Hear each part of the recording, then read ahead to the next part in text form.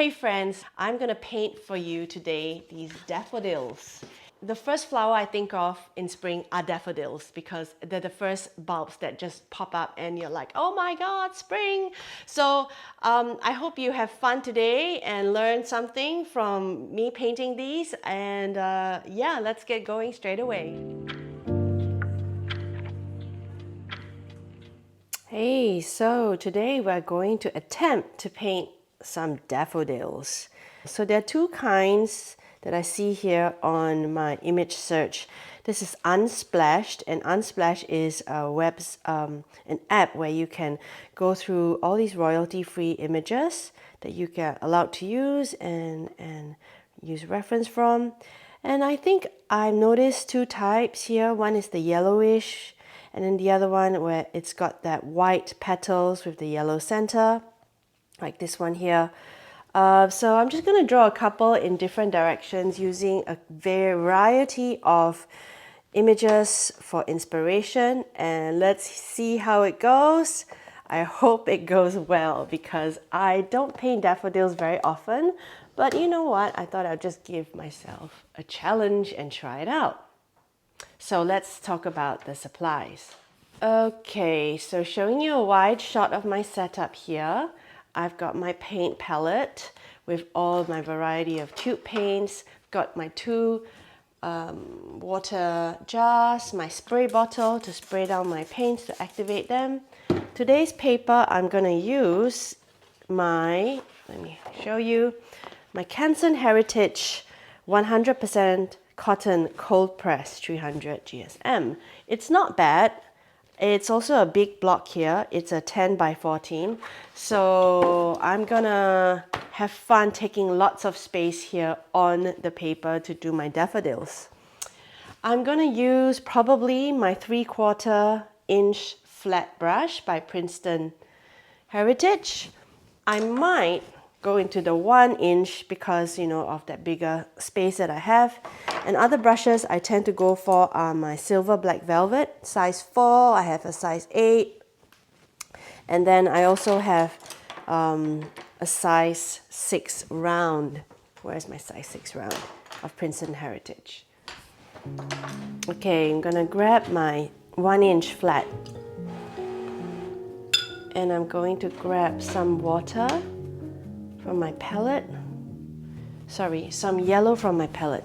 Actually, I'm noticing that my palette is a bit gunky, and because these daffodils need to be quite crisp and yellow, I'm just wiping a bit of the paint off from my mixing well to give myself a little bit of clean mixing space for my yellows. Whoops! As you can tell, that's still very orange. It's okay. Let's go in with some lemon yellow. Starting with my nice light lemon yellow. I'm gonna go in and start with that first daffodil there pointing up. So this one's pointing up. So basically, I'm just doing the side petals. And then the trumpet in the middle, grabbing my gamboge, which is a bit more orangey, and then just doing that. Letting it bleed together, it's just fun and fine. Next one, I'm gonna do one by the side here. So, as you can tell, I love using a big, spacious canvas or paper because that's when you can just get really loose.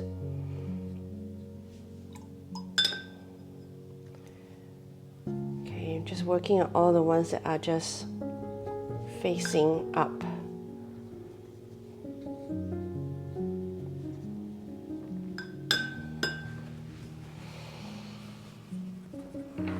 Gonna do one here. I'm gonna start with the trumpet first.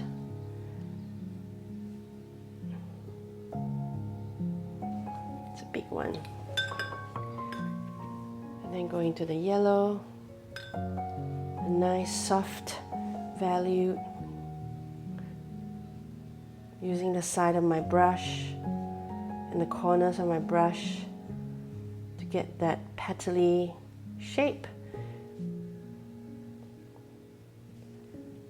Just having fun and playing around with the different ways your brush can make those marks. Okay, while it's all a bit wet, I'm going to go into take my smaller brush, size 6 round, dipping into my orange and just dropping in some orange streaks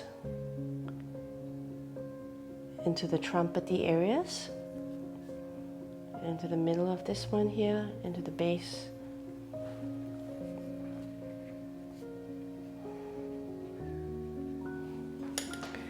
Don't know if that will work, but just giving it a go. Going into burnt umber to drop in even a slightly darker shadow and lines.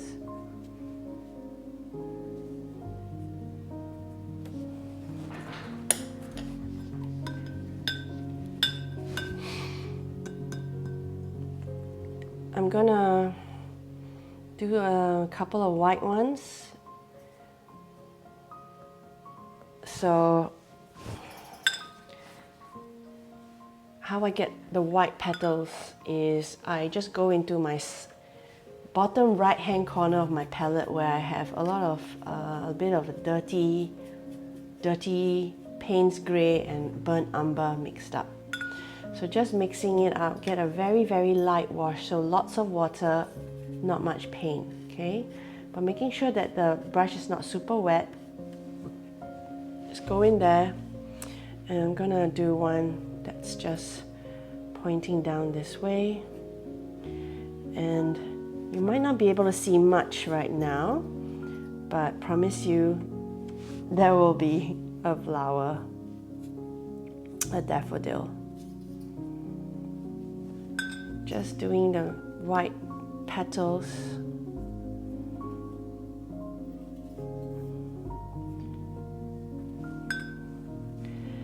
Just a couple here, a couple there.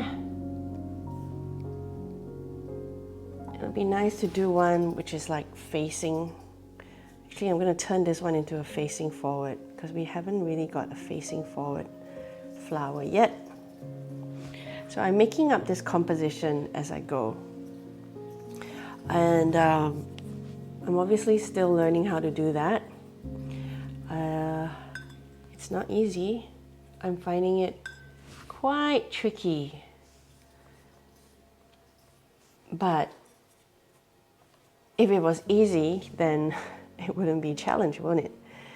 Okay, I'm going to very gently drop that trumpet into these white daffodils, okay? If it's going to bleed too much, I will rescue it by just drying off my brush and then wiping some of the bleeds out. As in just lifting pigment out. Okay, bit more of a darker hue in the middle. So these are very loose daffodils, as you can tell, nice and loose. Nothing too serious. Let's just do a couple of darker ones, just for the fun of it, because sometimes you can mix up a little bit of that hue.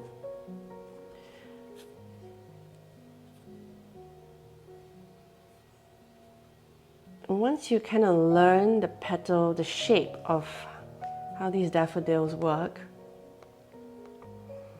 you can replicate them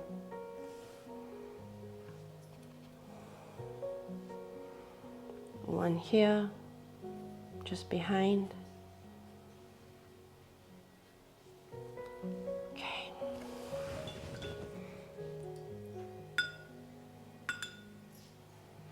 Going to swap to my smaller flat, the 3/4 inch, just a tad smaller here, because I'm just going into the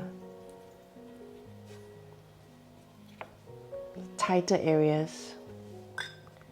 So this trumpet is yellow. Don't you love it? I love that the name for it is a trumpet. The trumpet. And then this one, which is facing forward, I am just seeing if it's okay to put that down here now. It's all right. It's a bit messy, but it's cool. We'll survive. I think we'll survive. All right, so what's happening now? I'm gonna put down some stems. For the stems, going even smaller, 1/2 inch flat. Okay, so I can't wait, you know, lots of times I'm like just dying to put down the stems.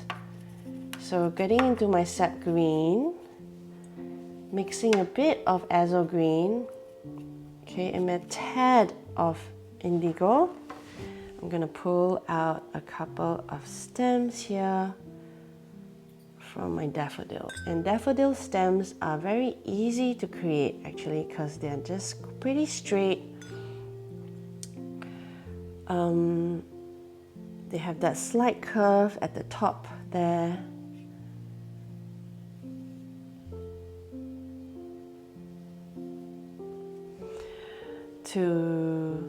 For those that some of them like dipping down like this, and just see how it all comes together now with the stem. They all just come together, everything is just pulled in. And daffodils don't, oh wait, yeah, they do have leaves. I was gonna say they don't have leaves. When you buy them from the store, they don't actually come with the leaves a lot of times, but you do find when you see them in the meadow, they do have leaves. And the leaves are like just these really easy, long, curvy ways. I'm gonna add a bit of lemon yellow into the green to lighten a bit of those leaves out.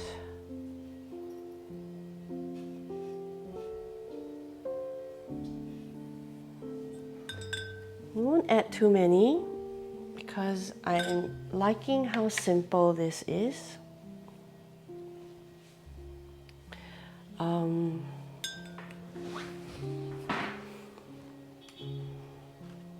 And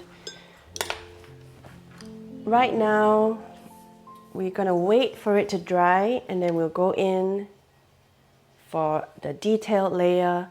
But at the moment, I think I'm really happy with how it looks. We'll fix some mistakes later on during the layering period, but let's come back. All right, we're coming back. My painting is beautiful and dry. I'm going to start layering by grabbing my size 4 black velvet, silver black velvet round brush. And I feel like I am going to put in some nice veiny bits here. So grabbing the burnt umber, a touch of Payne's Grey, I'm gonna get a little bit of a dark, liney, shady color. Okay, so I noticed that these two here have got a bit muddy and it needs a bit of rescuing. So, ooh, that's really dark, but that's okay. Wipe a little bit off and then just soften around. Soften. Maybe mix a bit of orange into that so that it's not so dark and muddy. So just adding some veins, hints of shadow here on the trumpets. And then going back here.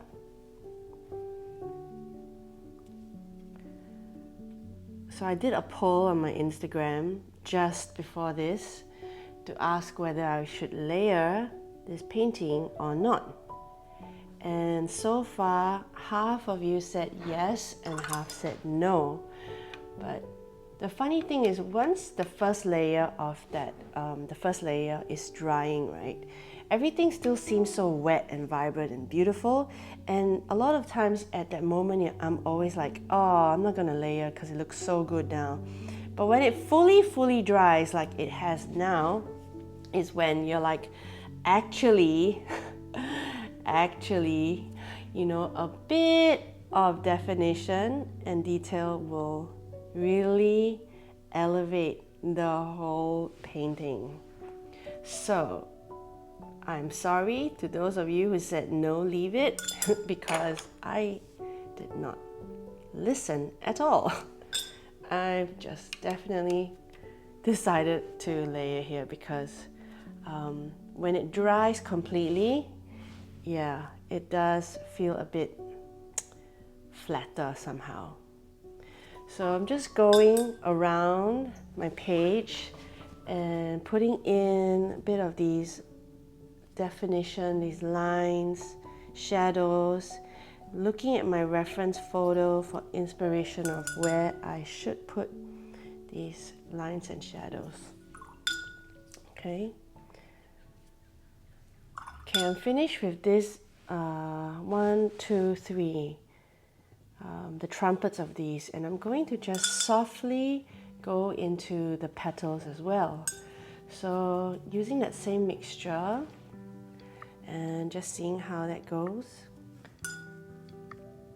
A bit dark there. Then maybe grabbing a bit of yellow, a darker pigment of that orangey yellow, gamboge, always a bit of gamboge. Just give these petals a bit of a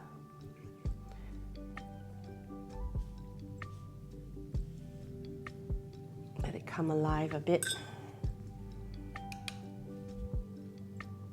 Bit of gamboge, and then this one here, which is actually, this is quite like one of the main flowers.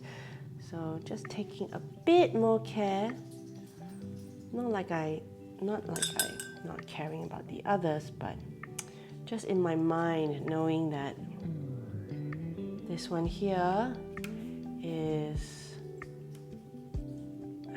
like a bit more of a center stage moment. So I love that these two flowers have bled into one another, so that's fine. And then just a little soft hint of shadow here, some lines. Okay, I'm not gonna mess around too much anymore. We are gonna move on to this one here. Why is it always so dark when I go into this one here?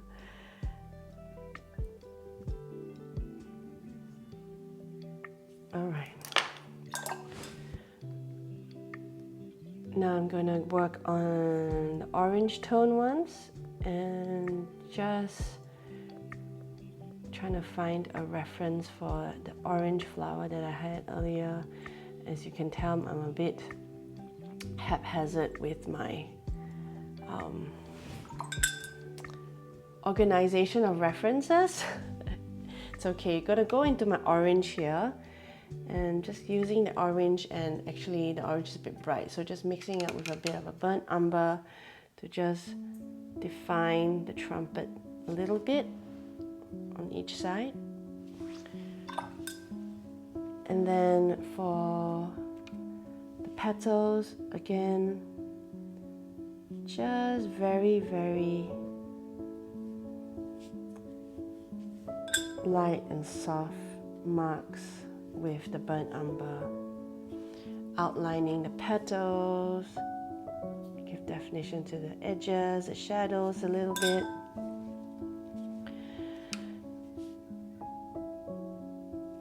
And you know, at this stage, you just gotta give everything like a soft gaze. Just softly gaze at your painting. Have the ability to pull out the gaze, and not get so like deep into it. All right, going to very, very, very gently layer, give this one another boost. Okay, so the orange, as you can tell from these white ones, have really faded. So I'm just going to use a bit of my orange to just bring a bit more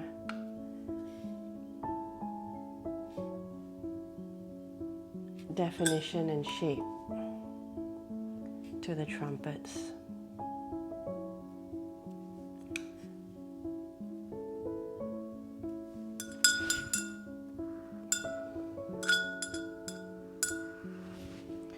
Okay, so this one, just darkening the center.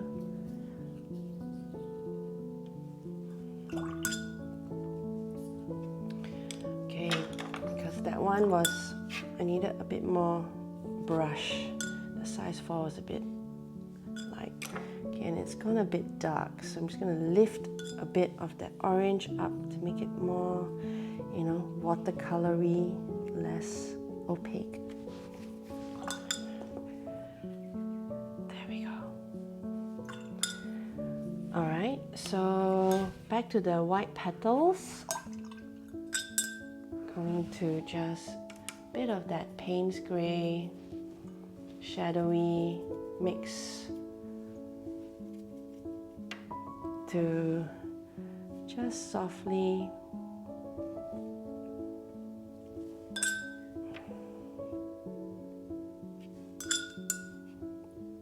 give these white petals some definition. Using a bit of that glazing method where you have a bit of a semi-transparent wash. Don't go too much, don't go too deep, because it can get really muddy. Just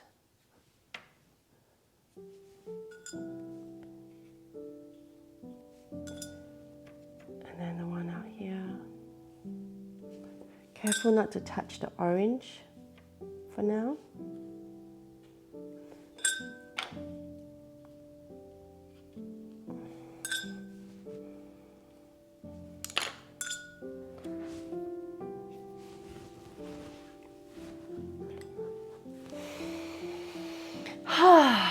Take a deep breath and a step back.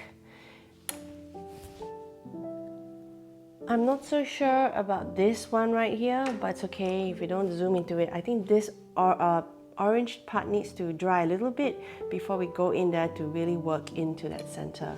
But for now, I am going to just put a tiny bit of layer on the stems and leaves.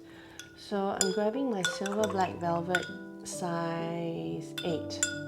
I have a size 6 somewhere, I don't know where it is, but I'm just going to use the size here, the size 8, because I like this one because it's really pointy and it really glides, and I love this for just any kind of second layer glazing or layering. Okay, so grabbing a little bit of my shadow green, which is a darker green, okay, and maybe a tiny bit of that orange mixture so that I can just create a nice shadow, and just do it for maybe a couple of the main stems. I tend to overkill this part sometimes. I'm like, just, you know, put lines on every green thing I can find, but less is more sometimes. Okay, I'm gonna go into this leaf here, because this leaf is just calling out for a bit of depth in this one here. And then this one here. That one's gone a bit too fat. But it's okay. No one's gonna know. Well, you're gonna know, but no one else is gonna know. Okay, And just settling back, pulling back again, just observing what else needs what. Okay, I'm feeling that these ones down here, the white ones, need a bit more darkness to just balance out the others. So going into a thicker wash of that Payne's Grey and just lightly drawing some lines.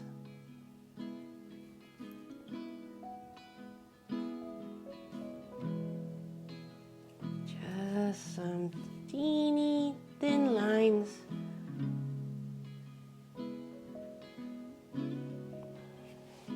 So that, you know, these flowers here can just hold their own and not feel so naked compared to the rest of them.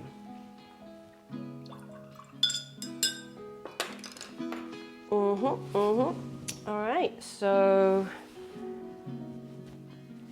I think we're just gonna wait for this fella to dry, and then we can finally put some details in the middle, and then everything will come together.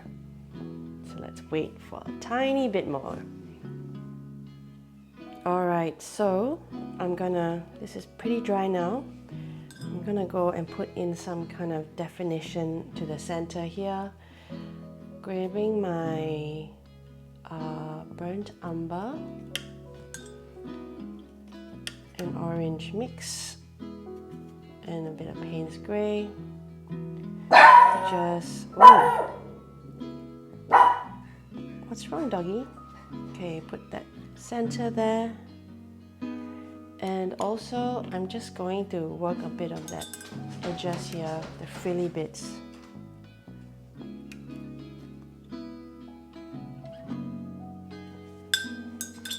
Not too much, not everywhere, just in some moments here and there. Maybe going into my cadmium yellow or gamboge, whatever yellow you have, and just to a bit of that center there.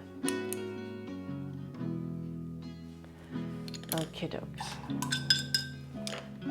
Finally, I need to bring some lines in because it just feels like